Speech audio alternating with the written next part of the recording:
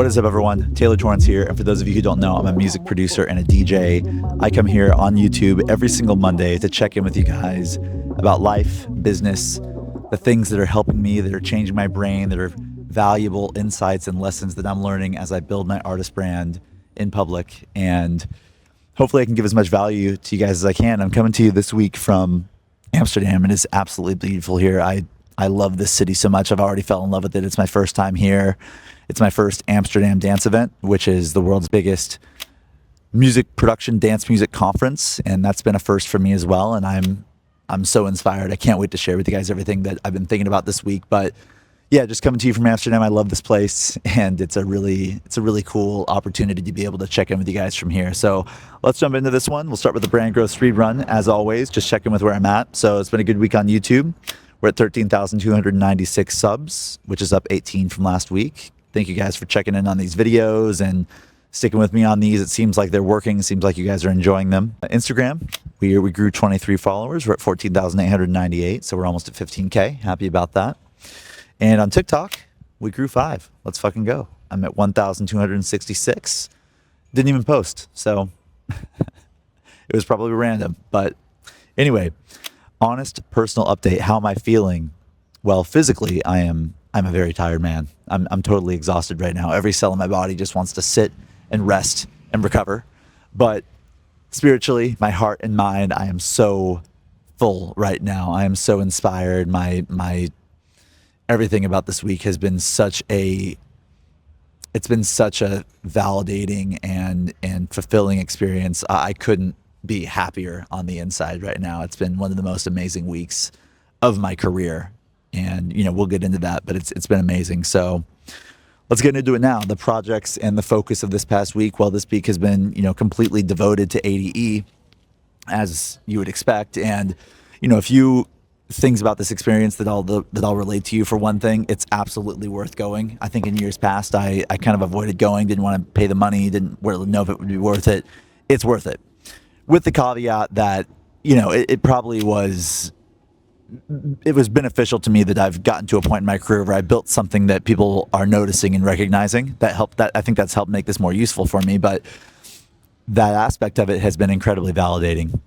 Coming here and being able to go to a networking event or a label night or an industry mixer and having 5-6 people come up to me who just recognize me and notice me and want to shake my hand and tell me what I'm doing is awesome, and wanting to just connect and talk, and me wanting to hear their thoughts as well. But it's really made me feel seen. It's made me feel noticed, and it's made me feel like the stuff that I'm doing musically and with my content and putting myself out there is resonating. And that's been it's been so awesome. But as far as the actual conference itself goes, it's so valuable to be around other like-minded people, to learn how they're thinking about what's happening on social media, what's happening with the meta of growing as an artist in this season, in this era, how the music is changing.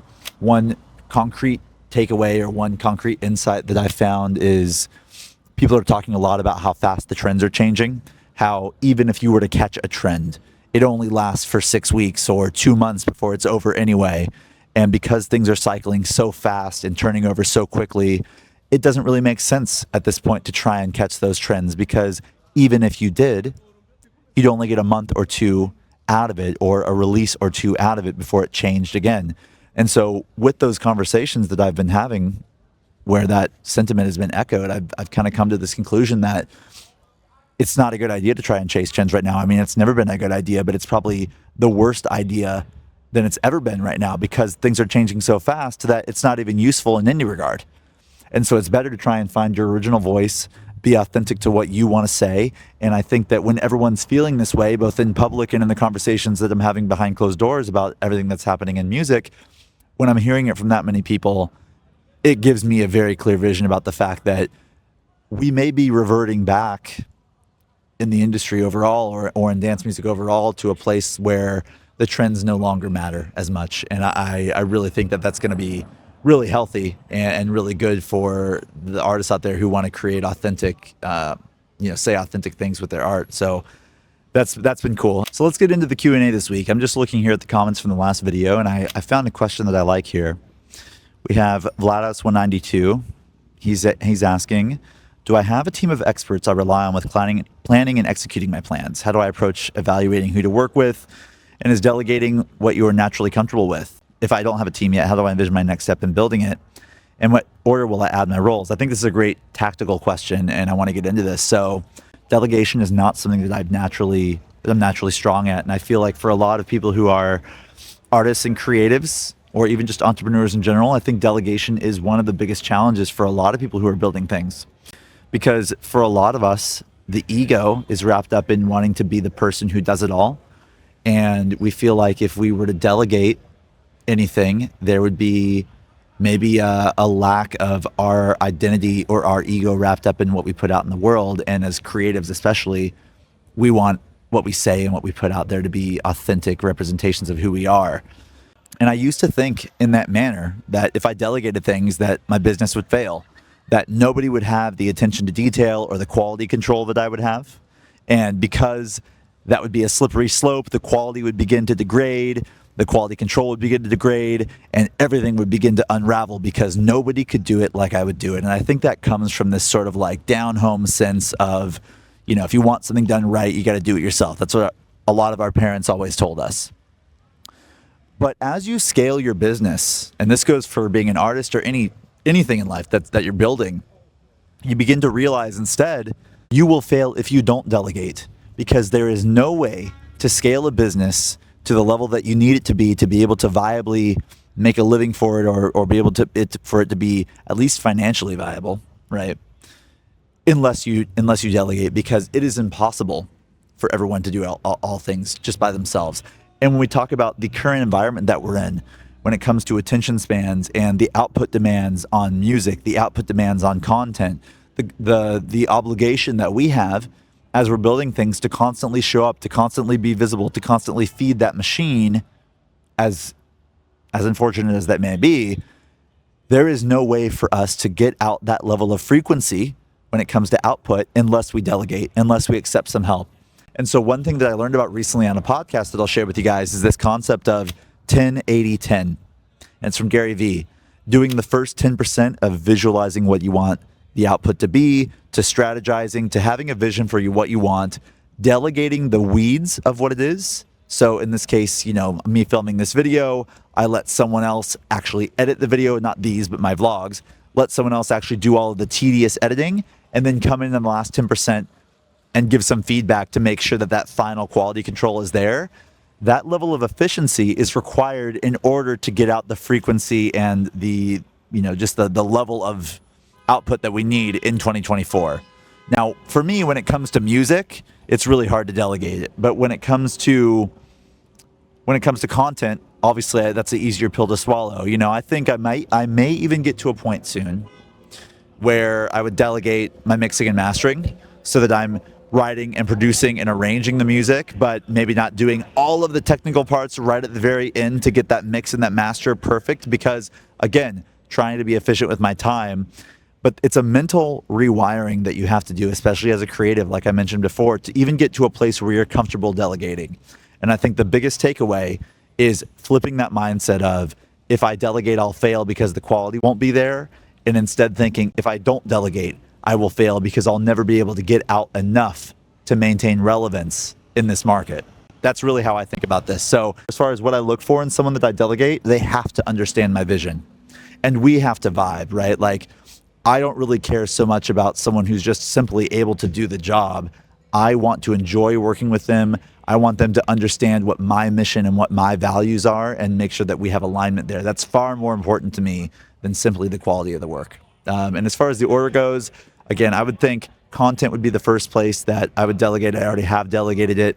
I'm thinking now about potentially delegating mixing and mastering, just for the same reason, but that one's harder for me to get over. So let's wrap this one up, guys. What's coming up this week? Well, as unfortunate as it is, I fly back from Amsterdam tomorrow at 11:30 a.m. So tonight we're going to the Revealed label night, which is going to be really, awesome, because I've been trying to build and sign music to that record label. And then I've got to wake up early. I've got to get to the airport. And when I get home, I've got a bunch of one-on-one sessions with my students at Cosmic Academy. I've got to teach a class on Tuesday. So I am jumping right back into the work. I'm jumping right back into the work. It's going to be a long week, and Kristen's not even home this week. She's traveling for work, so it's just going to be me at home, taking Zoom meetings and trying to survive. So that's what I have coming up. So that'll sign us off this week. I really hope you enjoyed this one. I'm really sad to be leaving. I really love it here, and I'll leave you with one last thing that's kind of funny. But the moment I got here, I just absolutely fell in love with this place. This city is amazing. I love everything about it. I love that it feels old world. I love the architecture. It doesn't feel like one of these modern glass cities that has a bunch of skyscrapers and everything. It really has preserved its architecture. It's preserved its vibe really, really well. But it has all of the modern conveniences that you'd want in a modern metropolis. It has a vibrant energy to it. There's so many people everywhere. There's so much energy. There's so much to do and see, and there's humanity everywhere in the city, and it feels like it is in its peak right now. I've been to a lot of cities, a lot of places where it felt like history's passed it by, but Amsterdam is alive right now, and as you can tell,